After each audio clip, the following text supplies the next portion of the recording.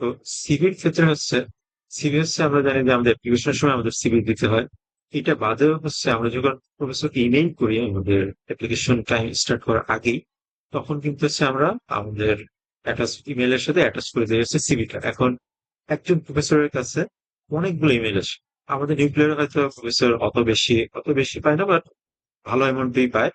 মেকানিক্যালে দেখা যায় যে একটা মৌসুমে দেখা যায় 100-200 ইমেল, ইভেন এর চাইতে বেশি ইমেল তার একটা একটা প্রফেসর।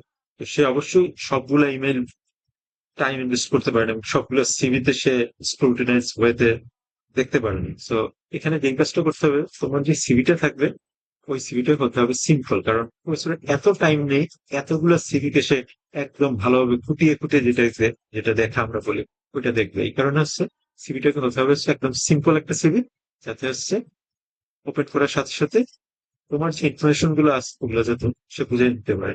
তারপরে এই না যে একদম একদম একদম সিম্পল একটা সিভি দিয়ে দেবে, বাট অনেক বেশি ইনফরমেশন আমাদের।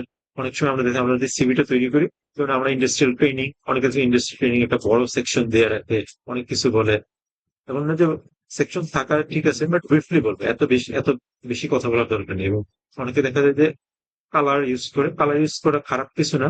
যদি আমি যে সিভি ইউজ করি, আমার সিভি একদম সিম্পল ছিল, একদম সাদা হোয়াইট, ব্ল্যাক এন্ড হোয়াইট ছিল এটা, একদম সাদা কালো, আর কিছুই না। বাট আমি তোমাদেরকে রেকমেন্ড করেন তোমরা সবাই সাদা কালো ফলো করো। কালার ইউজ করে ভালো, বাট কালার ইউজ করার সময় এটা দেখতে হবে যে এমন কোনো জিনিসকে হাইলাইট করবে না যেটা হাইলাইট করার দরকার নেই।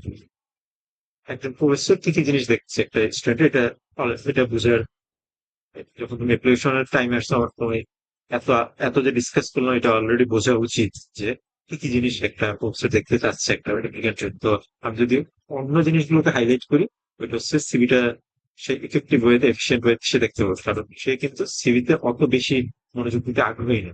তো তোমার এইভাবে থাকতে হবে যে সিভিতে তোমার ব্যাপারে যে কি ইনফরমেশন গুলো আছে ওগুলো যাতে সিভিতে থাকে, এবং ওই ইনফরমেশন গুলো যাতে 30 সেকেন্ড রুলস ফলো করে। 30 সেকেন্ড রুলসটা সিভি ওপেন করার সাথে সাথে যাতে 30 সেকেন্ডস এর ভিতরেই প্রফেসর তোমার কি ইনফরমেশন গুলো যা যা আছে ওগুলো সে একবার চোখ বুলে বুঝে নিতে পারে যে আচ্ছা এই স্টুডেন্টের এই এই জিনিস আছে, এই সিজিপিএ, এই পজিশন, এই তার স্কিল, এই কাজ সে করেছে, এই কাজ সে এখন কন্ট্রিবিউশন করছে, দেন আরো যা যা কিছু ওইটা যদি সে 30 সেকেন্ডস এর ভিতরে তোমার ব্যাপারে একটা ওভারঅল আইডিয়া পেয়ে। তার মানে সিভিটা হতে হবে সিম্পল বাট ইয়েট ইফেক্টিভ, এটার মাঝখানে থাকবে আমাদের 30 সেকেন্ডস রুলস।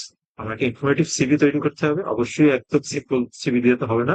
অবশ্যই আমার কি ইনফরমেশন গুলো এখানে থাকতে হবে, বাট ওই কি ইনফরমেশন গুলো খুব ইজিলি কোর্সে দেখার সাথে সাথে এক্সট্রাক্ট করে ফেলতে পারে।